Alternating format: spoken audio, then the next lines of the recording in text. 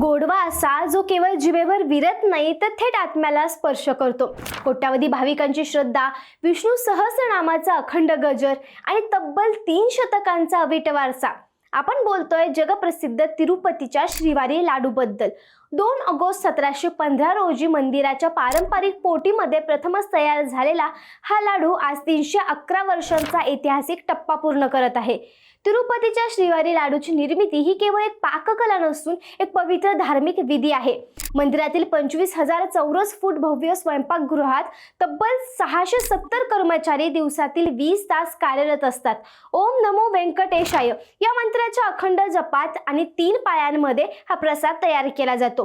पूर्वी लाकडाच्या चुलीवर बनणारा हा लाडू आता अत्याधुनिक गॅस आणि स्टीमवर दररोज 4 लाखांहून अधिक प्रमाणात बनवला जातो। तर ब्रह्मोत्सवासारख्या मोठ्या सणांमध्ये हा आकडा दररोज 10 लाखांवर पोहोचतो। तर मे 2026 मध्ये 1.21 कोटी लाडूंच्या विक्रीचा नवा विक्रम देखील नोंदवला गेला आहे।